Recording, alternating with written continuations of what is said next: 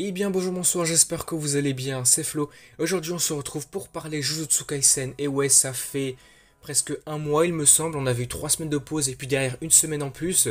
Ouais, donc c'est ça, ça fait un mois qu'on n'a pas eu de JJK, ça faisait longtemps. Puis du coup on se retrouve pour ces spoils du chapitre qui s'intitule finalement le 262-2, donc c'est la partie 2 de ce chapitre là. Ce n'est pas le chapitre 263.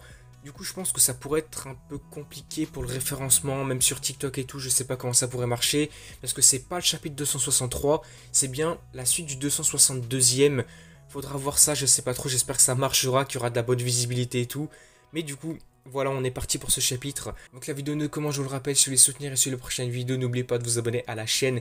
Et puis je le répète aussi, les images du chapitre ne seront pas affichées dans cette vidéo. Je vais les afficher dans un short qui est déjà dispo sur la chaîne au moment de cette vidéo là. Du coup, si vous voulez voir le chapitre avec ce qui se passe concrètement, n'hésitez pas à aller voir le short qui est déjà disponible. Et puis c'est parti, on apprend que ce chapitre fait 13 pages.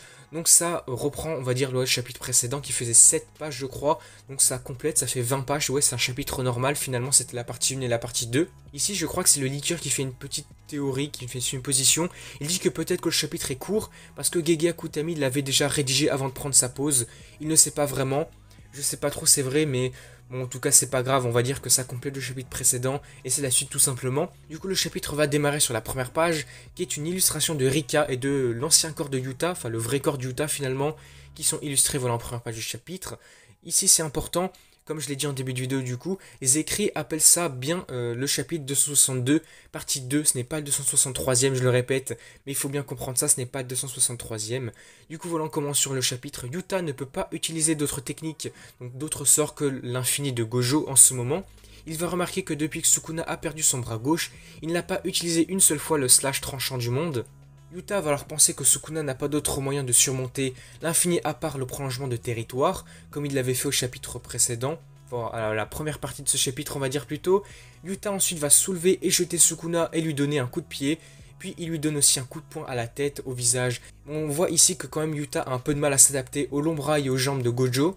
Yuta sait qu'il ne peut pas maîtriser l'infini, donc le sort de l'infini de Gojo, juste avec un seul entraînement d'échange de corps. Du coup, il a un peu du mal encore à s'adapter. Il va dire maintenant, je comprends pourquoi Gojo avait besoin du sixième œil, hein. Il est vraiment indispensable pour utiliser l'infini.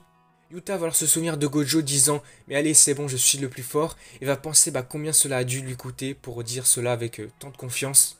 Mais Sukuna va remarquer que Yuta a du mal avec le sort de Gojo et va lui demander si Yuta a vraiment le temps pour cela et va le frapper.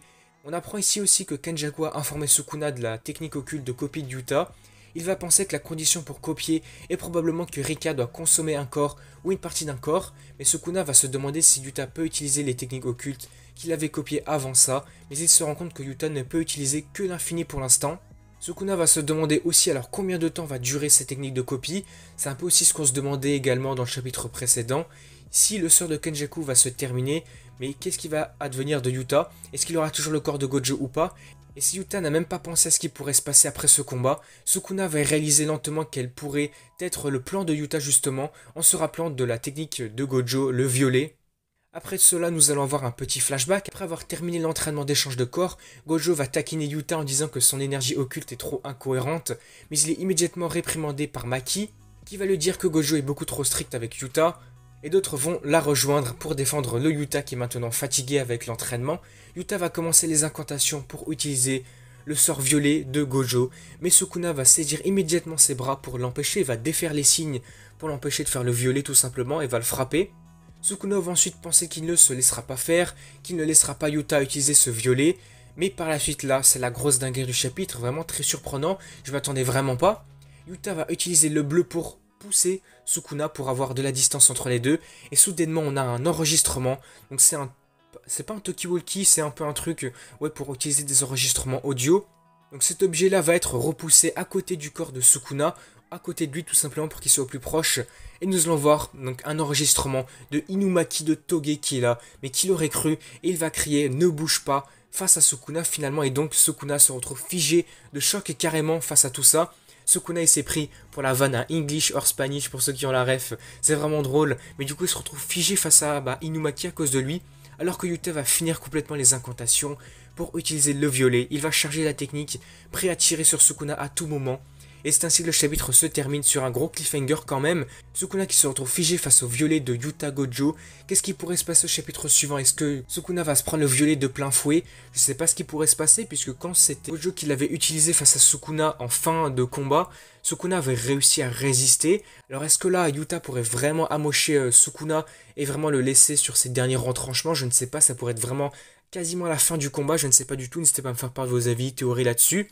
Du coup, on a la fin, commentaire des éditeurs à la fin du chapitre, Libère-la, la technique ultime de ton professeur, de Gojo Satoru, le violet. Nous apprenons qu'il n'y a pas de pause pour la semaine prochaine, du coup la semaine prochaine directement la suite, qui sera bel et bien le chapitre 263, et pas 262 partie 2 comme maintenant. Du coup voilà, la vidéo va s'arrêter ici, on n'a pas plus d'informations. Le chapitre aura été quand même super intéressant. Un gros cliffhanger, j'ai trop hâte de voir la suite, comme ça tu nous laisses sur un Yuta qui veut utiliser le violet, j'ai vraiment trop hâte de ça. Du coup voilà, n'hésitez pas à me faire part de vos avis, de vos théories dans les commentaires. Et si la vidéo vous a plu, n'hésitez pas à liker, commenter, à partager. Et puis surtout, n'oubliez pas de vous abonner à la chaîne pour suivre les prochaines vidéos et soutenir la chaîne. Et du coup, moi je vous dis à la prochaine.